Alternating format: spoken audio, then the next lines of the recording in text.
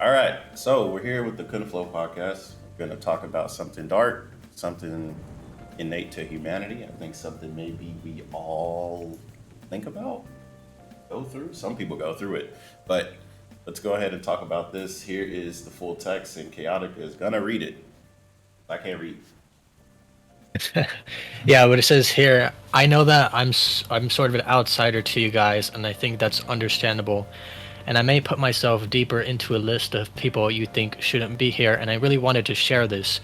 Back then, sometimes I think of very unsavoring things, mostly ideas of murder, or perhaps an indirect way of ruining someone's life via unemployment or to cause disabilities. This gets so out of hand that I start dreaming of them, which is concerning since I rarely ever dream. When I realize I'm having these thoughts, I usually descend into a state where I doubt my humanity, whether or not I am going insane. My head it used to fill up with guilt, and I slowly isolated myself because I felt like I was a danger to the people around me. One of my friends who took philosophy when he was in college came to me one day and asked me about why I avoided social events recently. I told him about my situation. We talked for hours. We sat on the balcony looking off into the distance since my house is on a mountain facing the ocean. We had this beautiful view of the sea and the sunset while we just lounged there. He told me things about the flaws and temptations of man, and maybe it was his words combined with the calming view, but I really felt more uplifted after that day. I came to realize that those thoughts are human. You can't avoid forming ideas in your head, and that's okay. But to act out on those ideas is inexcusable. By the time you follow through with your plan, you cross the line of what it is to be human and what is inexcusable. That was around 2 years ago now, and I occasionally think back to this and just let my mind go blank for a while. Yeah. All right. So yeah, I would say before we start, like, I wouldn't say you are on a list of people that shouldn't be in the Discord. I created the Discord really because I knew like a lot of people were, different. A lot of people have what's it Yeah. what's it called, like social issues, right? There a lot of people in the Discord, they have problems trying to figure themselves out, and they turn to Vtubers as a way to like escape and stuff like that. So it's a welcoming environment. Um, I would say that these feelings, these dark feelings, I think is something that's normal. I thought about it, and I decided I was going to run a poll. Chaotic, I'll share my screen so you don't have to go find it. All right. Screen.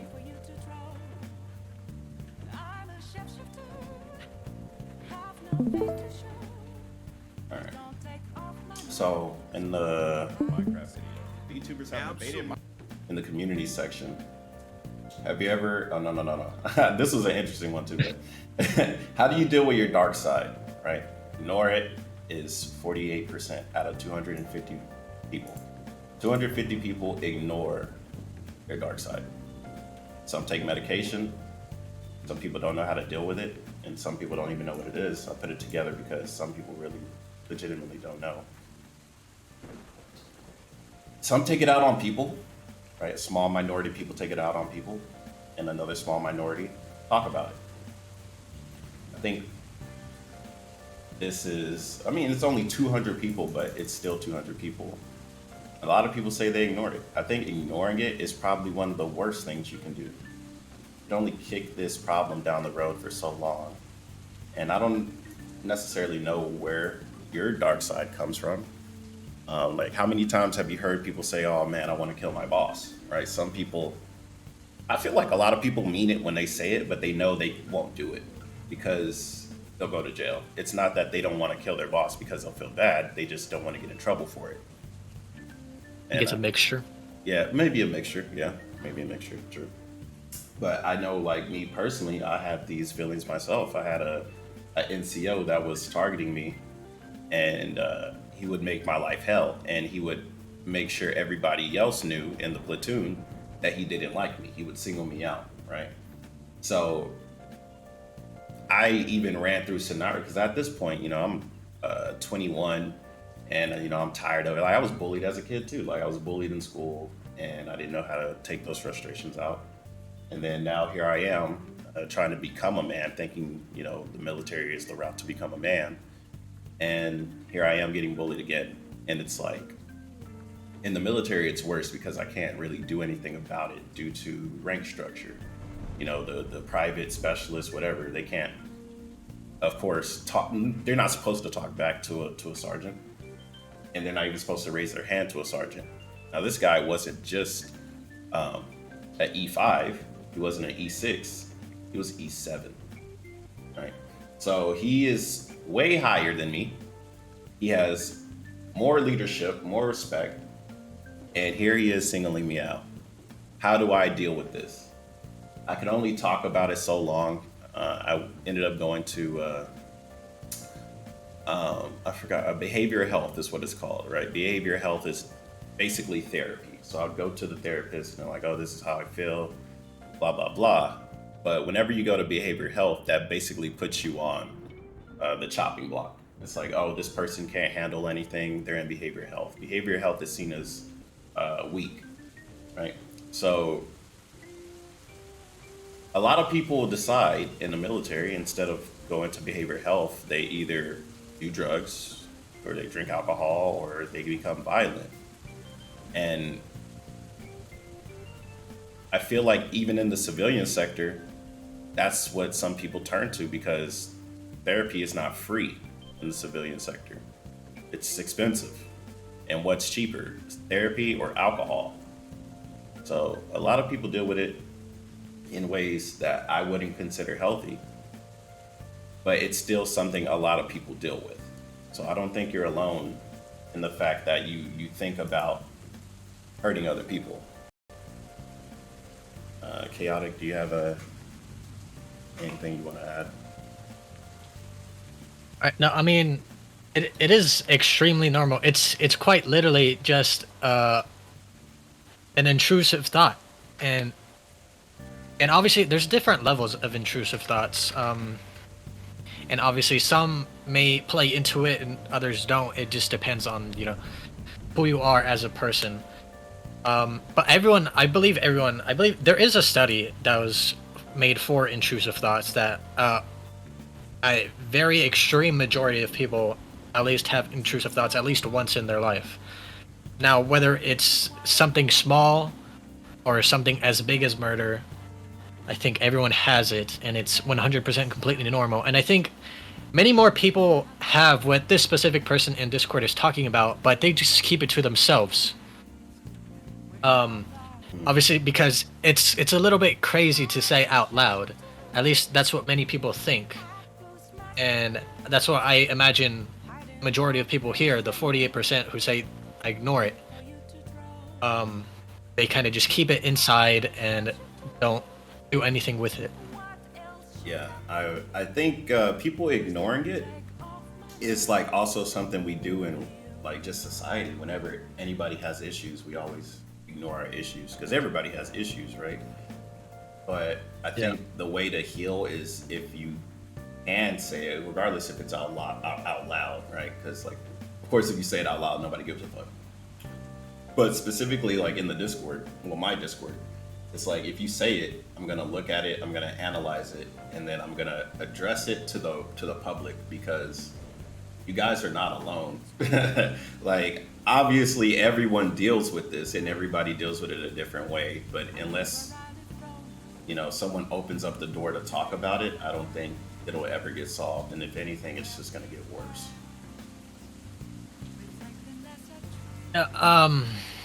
It really depends on, I think, on who you surround yourself with as well.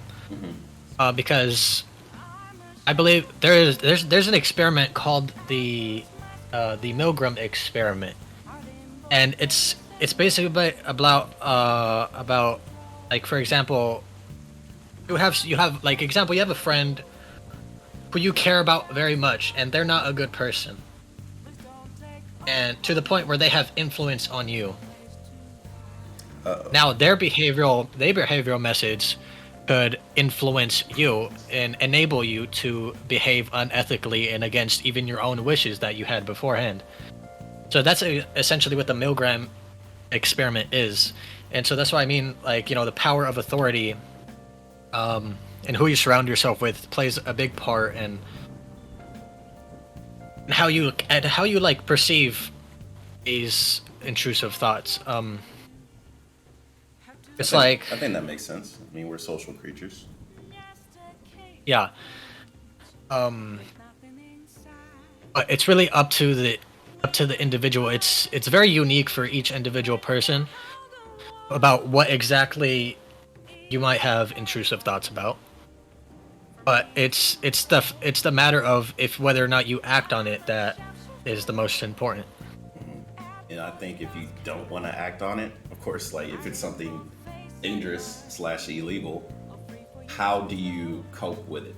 What is a healthy coping mechanism or a way to get over it? And some people can't get over it. I had a conversation with my aunt a couple months ago, and my aunt has my aunt is bipolar. Like she has bipolar disorder, and I was talking to her, and it's like my family's not great, and I think every family has skeletons, right? Stuff like that. But it's like I didn't know how bad it was because I was just a child, and now here I am as an adult, and it's like she's telling me some secrets that I never even thought about. It makes me look at other family members like, wow, like, so that's why they fell apart. So that's why they're never at the family reunions anymore, or the meetings or whatever. It's like it's that bad, and a lot of people know about it, but they're complicit in it, or they just move on. But to the victim, like in her own words, I asked her, I was like, how come you can't get over it? Like, how come you cannot get over it? Like just asking her straight up, how come you can't get over it? And she said, in her words, there is no getting the fuck over it. And that shocked me. I was like, fuck, some people really can't get over it. And I just never thought about that. I don't know. It's tough. It's really tough. You can jump in. There's a phrasing that it's on the tip of my tongue that it's like I can't. I'm having so much trouble remembering it right now. Hold on, I swear I have it on my phone. But while I look for that, I wanted to talk about real quickly about substitutions just for dealing with your dark side. Like whether it's aggression or whatever else. It's for like an example of a defense mechanism with his sublimation, which is just substituting and a substituting, like, for example, your aggression with, for example, sports or a different activity, and kind of doing that and to kind of just like kind of free yourself from that feeling, and so it's substituted in a sociably acceptable way, in a more healthier way than just keeping it inside and until one day it may or may not explode. I'm guessing it's this. Most human behavior is nothing other than the avoidance of pain and the pursuit of pleasure. Avoidance of pain and pursuit of pleasure.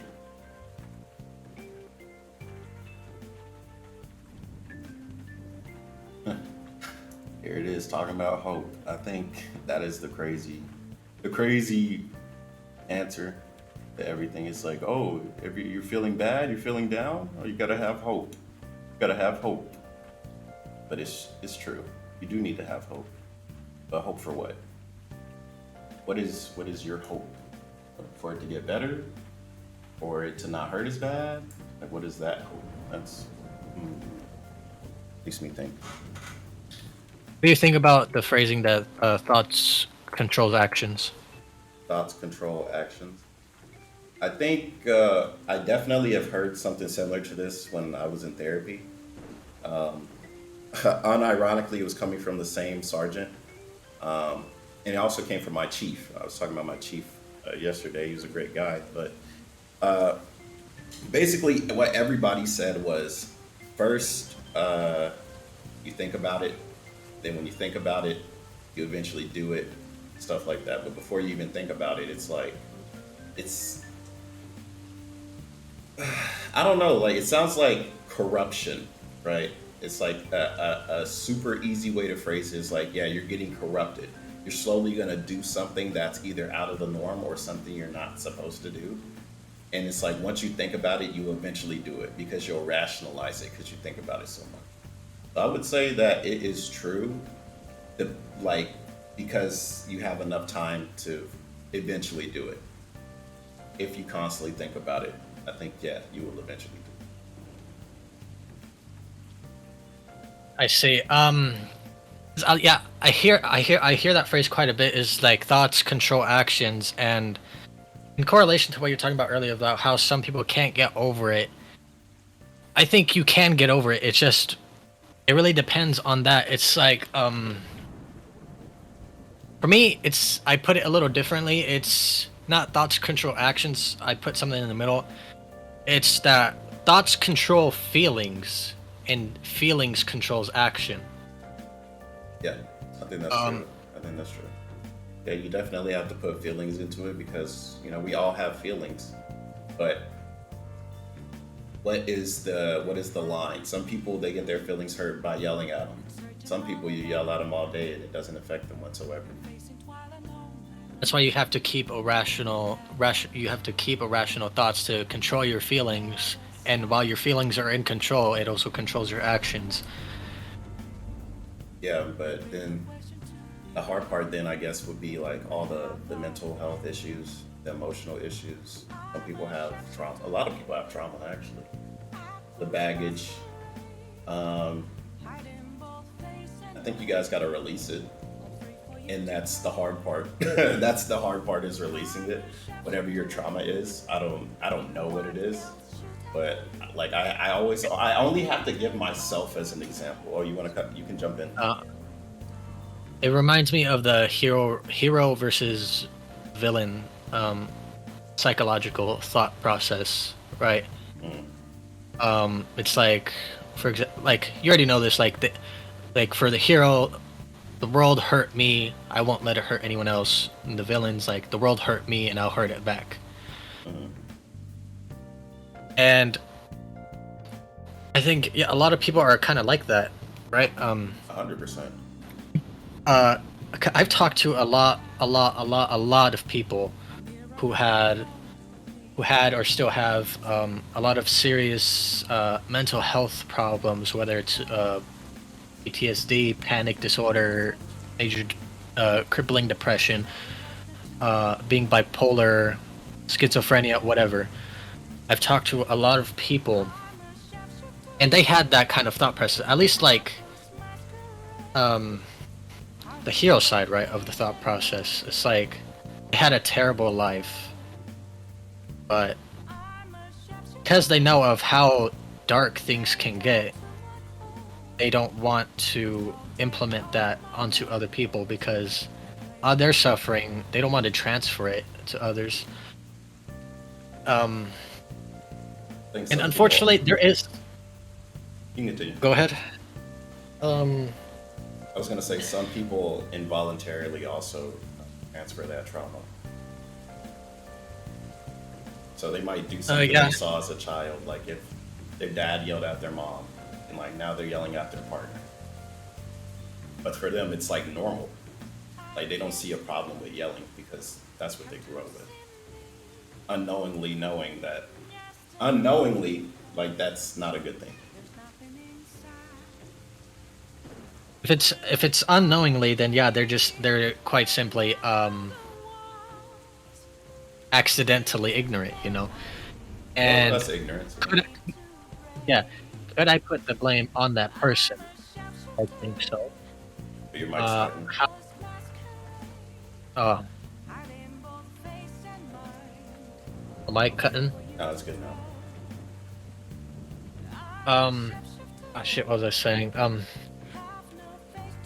talking about I think it parents and um, it comes through about how we were raised, I suppose, mm, and I think there has to come a point where you become aware of whether or not something is bad or good. You don't just live your life thinking, um, like, to give an extreme example, beating your wife is a good thing. yeah, Like, that's true. there's no way. Yeah, that's true. But why does it happen? It's like It's the, it's just, um, what's the word for it? Misplacement, I believe the word is. it's hard. It's hard. It's a hard. I suppose, displacement, projection, what do you want to call it? They have, unresolved feelings that they take out on others. And unfortunately, some people have too much pride to, um, look, take a, have a self reflection and, change their ways. That's the crazy. You know what's crazy? Um, have you heard of XXX Tentacion? Yeah. Have you heard his music? Yeah. Do you know of his life when he was alive, like his personal life? Not his personal life, no. Okay. Do you know he would beat his girlfriend? I see. I didn't know, but Yeah, it's. I mean, but like when you look at X, of course he's violent. He like it's sad to say, and it's. I think X is like the perfect example of someone that was trying to change their life for the better, but it was snuffed out of them, right? Because X, for people that don't know, XXXTentacion was a hip hop artist, and he was murdered um, at a young age. I believe he was. Let me see. Let me just pull it up. Let's pull it up. This was back in like 2018, I believe. The first thing that pops up is his mugshot, right? Born 1998, died 2018. Right? So this guy, XXXTentacion, very violent guy in the past. Of course, he has mugshots. He would talk about he would beat people up in jail. But whenever he got out of prison, he let everyone know that Drake stole his flow, stole his song, and a lot of people already know Drake like rides other people's waves to stay relevant. But X started taking personal shots, taking shots at Drake's mother and very irresponsible and ignorant things to do. But and it's crazy because look at his hair. His hair is blonde and black on one side, but whenever he legitimately started having blue hair, he changed. His music changed, his outlook changed. He talked about he wanted to be a symbol of more peaceful ways and stuff like that. And he was doing charities and a whole bunch of stuff. He was putting his money where his mouth was. But before he could really change, he was murdered. But I bring him up because he loves fighting, right? There's a lot of videos on YouTube of X fighting people, whether it was for fun or legitimately fighting in the street. He even beat one guy, put him in a chokehold, and then used his image of him putting that guy in a chokehold on one of his albums. This guy would legitimately beat the fuck out of people. And then he would say, I fight for people that can't fight for themselves. Right? That's an honorable goal. You want to stick up for others that can't fight for themselves. And as a child, he fought because it would get attention from his mom. His mom would never give him any love, any attention. But whenever he would fight, he'd get in trouble. When he gets in trouble, his mom looks at him. He decided one day he wanted to stop doing that. He wanted to stop being violent. But even though he said that shit, he still would be on his girl a lot. He would be on his girl a lot. And he even said to himself, Every time he looks in the mirror, he feels disgusted. He has no pride when he looks in the mirror when he sees himself. Yet he still decided, I'm gonna change. And he has every excuse not to. He's already rich. He's already famous. People defended him whenever, like, even he said he beat his girl. His fans still was like, no, man, we still love you. He has every reason not to change, yet he wanted to change. I think we all can want to change. It's just, how do you take those first steps? I think you gotta forgive yourself. That would be the first thing you have to do. Because when you look at yourself in the mirror and you're like, I'm not happy, I don't like what I see, that's legitimate trauma built from yourself. How do you hate yourself? It's you. You're supposed to love yourself. Right. And like you could hear it in the music too, and that's why it's like this guy was making music talking about you know his old songs. I'm not gonna demonetize, but like you can go listen to his old music. It was screaming, shouting, fuck this, fuck that, violence. And then he started making songs about his friends that passed away. He wants to do better. This is for everybody that lost their lives in the Parkland shooting. He's making music for people that lost their lives. He wants to grow. He wanted to grow, wanted to change. And it's sad. And he was young. He was 2 years younger than me when I found out he passed away. And it's like, I personally feel like, the reason why I wanted to do the pod with like Chaotic is like, we gotta stop the violence, but that's obvious. We gotta stop the violence, but how do we stop the violence? I think everybody needs to look in the mirror and stop their self-hate. It's easy for us to say, yeah, just be nice to everybody. How can you be nice to other people when you can't be nice to yourself?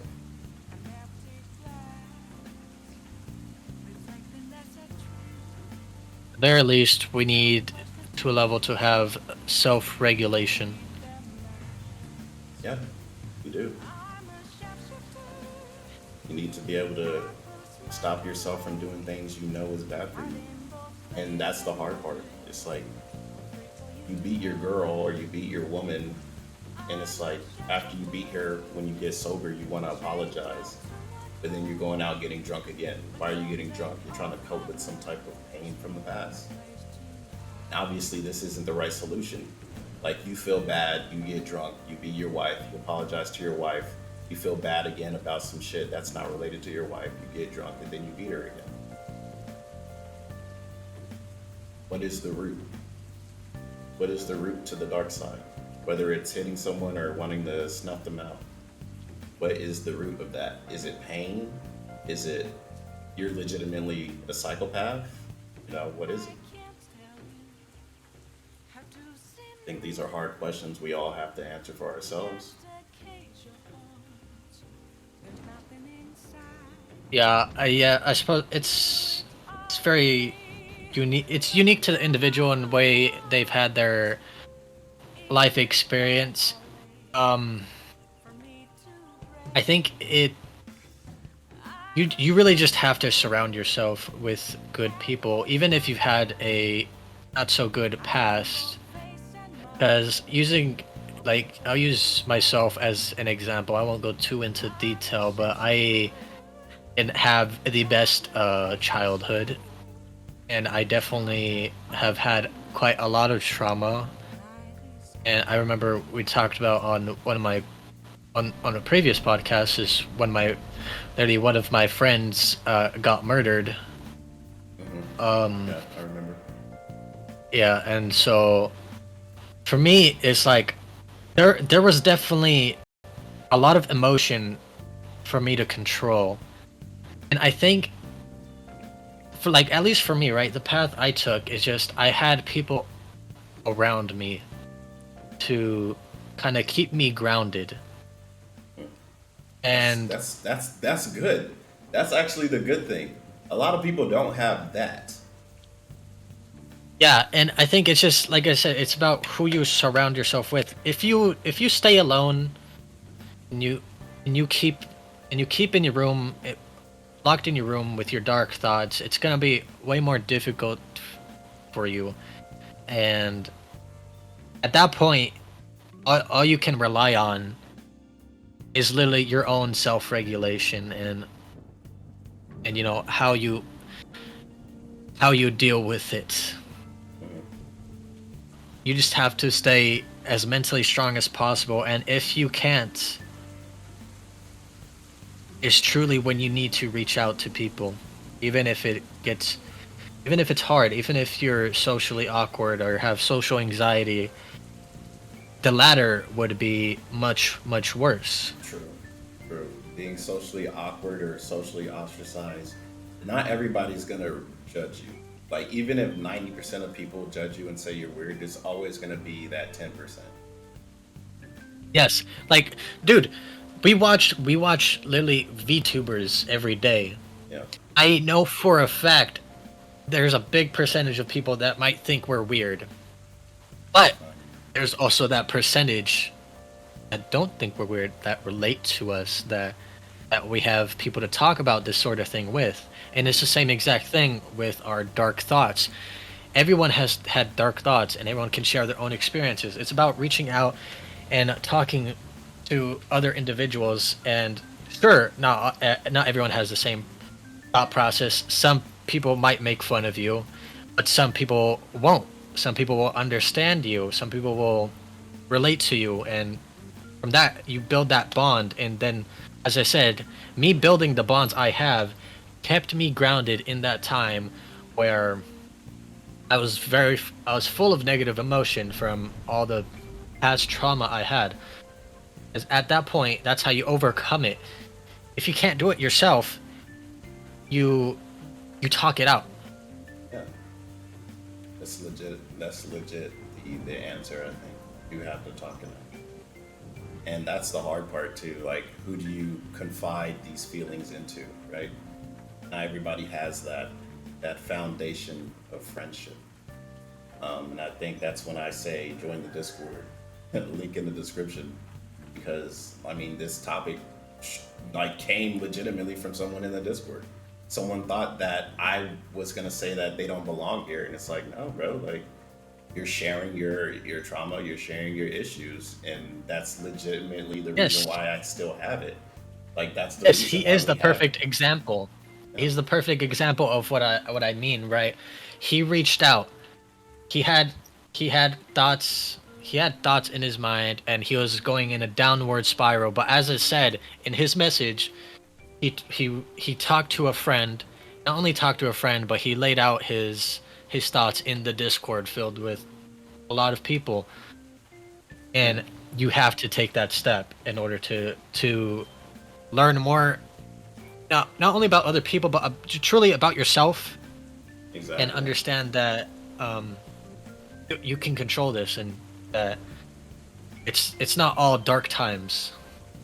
You can learn from other people. Yeah. Learn from other people. We have 322 people in the Discord. Some people might look at that and be like, wow, only 300?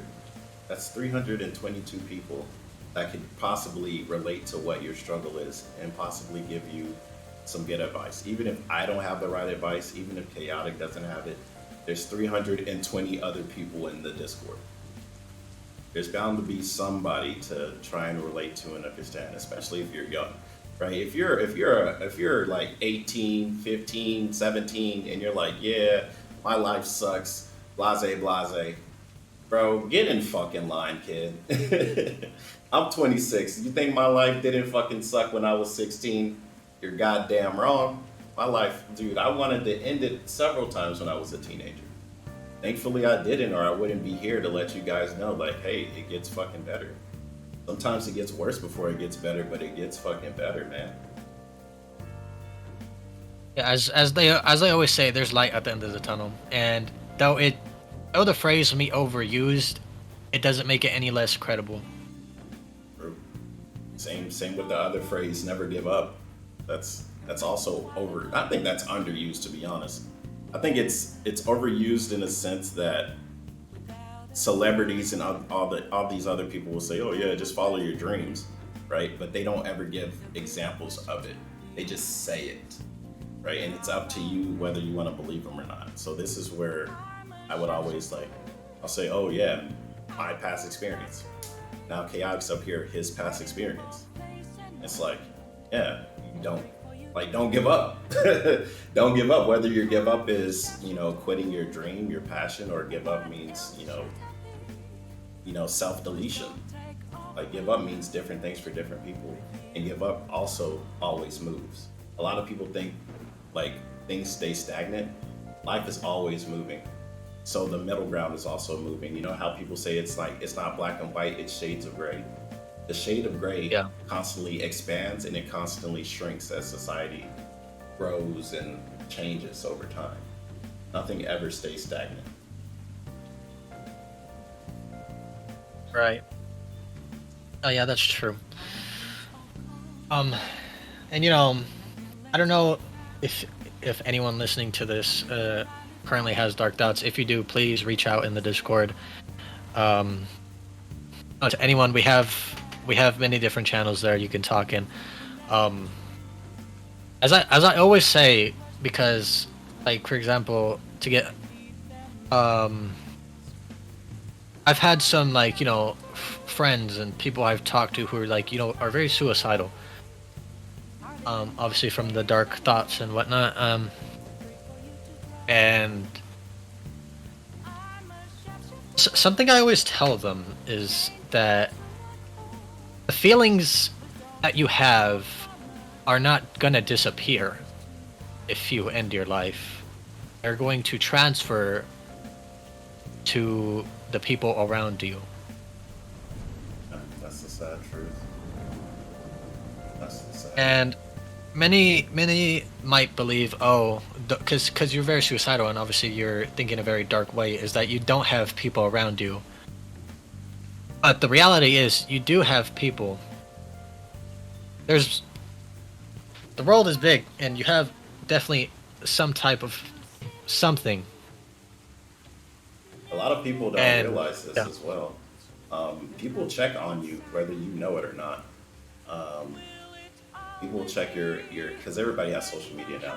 Like whether you get likes or not, people always watch. So if you post a story, these people check your story, whether they just skim through it or they legitimately be like, "Oh, let me just look at it. Let me see what's going on." Right. And like as I was saying, like the transference of those dark feelings, like they'll get only transferred to someone else.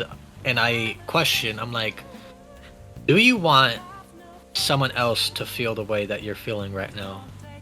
If not, I beg of you to please hold on as hard as you can and get as much help as possible in any way that you can. True. That's where everybody says true in the chat if we were live, but we're not. True. True. All right. Well, I think I've said everything. Do you have more you want to add? I think everything, yeah. There it is. Fine. All right. Well, if you're having dark thoughts, don't worry about it. We all do. The thing is, you just got to talk about it. So talk about it in Discord.